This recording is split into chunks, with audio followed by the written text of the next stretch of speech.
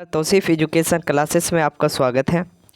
आज हम सिपाही की माँ का चैप्टर का VVI ऑब्जेक्टिव प्लस सब्जेक्टिव का हम सॉल्यूशन करेंगे और वो भी हम पूरी किताब का निचोड़ जो इसी एग्ज़ाम में पूछे हुआ है। ठीक है, तो हम इसका तैयारी कराएंगे।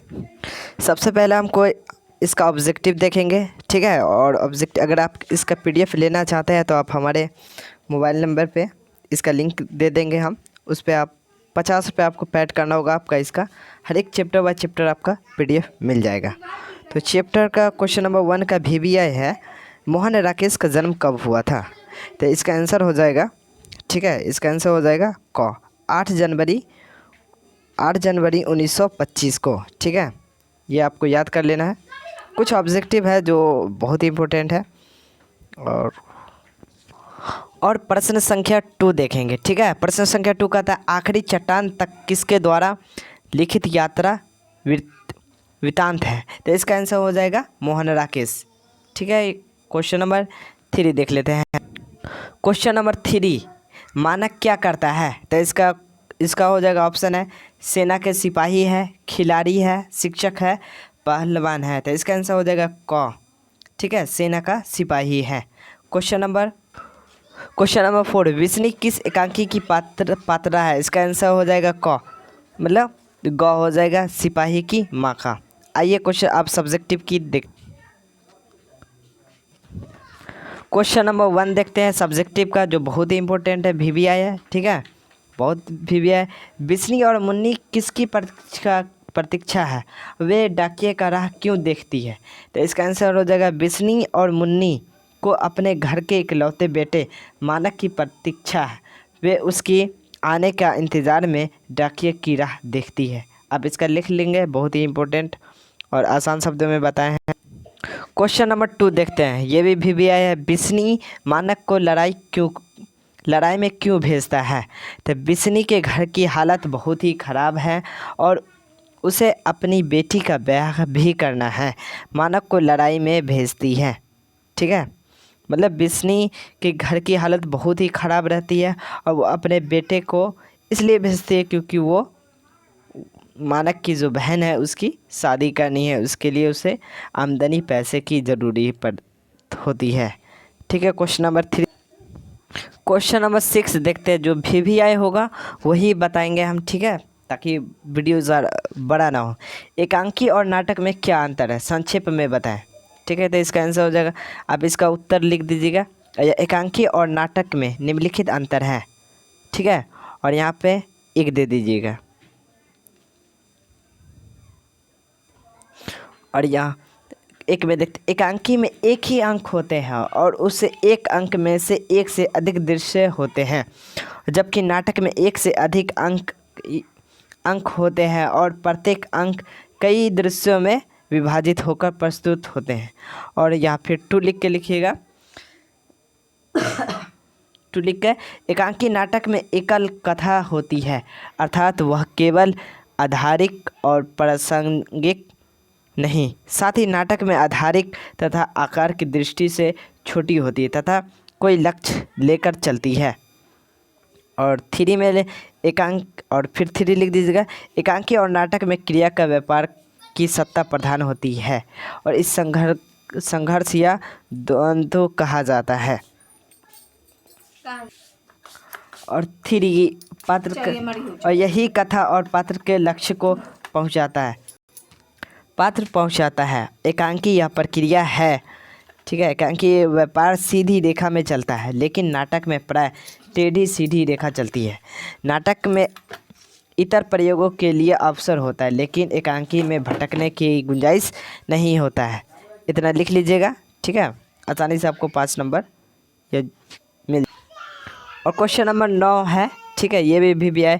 कुंती का परिचय आप किस तरह देंगे? कुंती सिपाही की माँ की शीर्षक एकांकी में से एक प्रमुख पात्र है। यह एक अच्छी पड़ोसन के रूप में रंगमंच पर प्रस्तुत हुई है। यद्यपि कुंती की भूमिका थोड़ी समय के लिए है,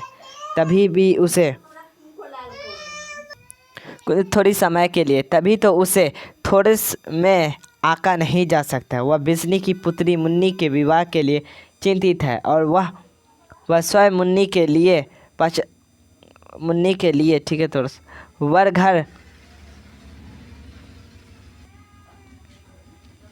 वर घर खोजने को भी तैयार है। वह बिस्नी की सांत्वना भी देती है। बिस्नी के पुत्र मानक की बर्मा की शकुलन लौटने की बात भी वह करती है। बिस्नी के प्रति उसकी सहानुभूति उसके शब्दों से स्पष्ट दिखाई देती है। वह कहती है कि तू इस तरह दिल क्यों हल्का कर रही। कुंती बर्मा के लड़कियों के प्रति थोड़ा कठोर दिखाई देती है। उनके हाव भाव एवं पहनावे तथा भिक्षाटन पर थोड़ा क्रुद्ध भी हो जाती है। ठीक है, इतना लिख दीजिएगा। और क्वेश्चन नंबर आगे देखते हैं जो भी क्वेश्चन नंबर 10 हो गया। मानक और सिपाही एक दूसरे को क्यों मारना चाहते हैं, ये भी आया है। मानक बर्मा की लड़ाई के भारत की ओर से अंग्रेजों के साथ लड़ने गया था। वह दूसरी ओर ठीक है थोड़ा सा या इसको और वह दूसरी ओर थोड़ा सा फिर इधर हो गया। आप अब ठीक से दिखाई देता है। वह दूसरी ओर के पक्ष में जापानी थे। एक सेना दूसरे का दुश्मन है क्योंकि वे अपने अपने देश का प्रतिनिधित्व करते हैं। मानक और सिपाही अपने को एक दूसरे का दुश्मन समझते हैं, इसलिए वे एक दूसरे को मारना चाहते हैं। और क्वेश्चन नंबर 11। मानक स्वयं को वहसी और जानवर से भी बढ़कर क्यों कहता है, तो इसका उत्तर लिख दीजिएगा यहाँ पर। उत्तर सिपाही की माँ शीर्ष एकांकी में मानक एक फौजी है जो बर्मा में हिंदुस्तानी फौज की ओर से जापानी सेना से युद्ध कर रहा है। मानक और दुश्मन सिपाही एक दूसरे को घायल करते हैं। मानक भागता हुआ अपनी माँ के पास आता है और दुश्मन सिपाही उसका पीछा करते हुए वहां पहुंच जाता है। मानक की माँ मानक को बचाना चाहती है। इस पर दुश्मन सिपाही मानक को वहशी और जानवर कहकर पुकारते हैं। मानक का पौरुष जग उठता है और तो घायल अवस्था में भी वह खड़ा होकर सिपाही को मारने का प्रयास करता और क्रोध स्थिति में ठीक है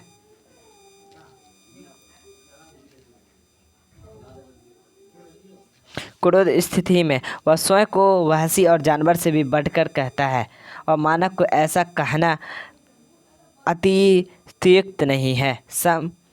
ठीक है, और समय और परिस्थिति के अनुसार उसका कहना यथार्थ दर्शकों के नज़र में मानक की उपयुक्त प्रभावकारी एवं आकर्षक है।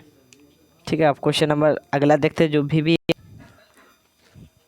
ठीक है। हम इतने पे इस वीडियो का अंत करते हैं। अगर आपको हिंदी के किसी भी सवाल में अगर डाउट है तो आप हमारे व्हाट्सअप नंबर 72 095 ठीक है 39 यहाँ लिख दे 56 पे आप व्हाट्सअप करेंगे और क्वेश्चन लिख के भेज देंगे तो हम इसका आंसर आपको भेज देंगे। अब इसका PDF भी भेज देंगे। तो आपको 50 रुपया पेड करना होगा अगर पूरा चैप्टर बाय चैप्टर का PDF लेना है। अब कुछ सवाल पूछना है तो आप पूछ सकते हैं बिल्कुल फ्री में। अगर वीडियो अच्छी लगे तो चैनल को लाइक सब्सक्राइब शेयर कर दें। Thanks for watching.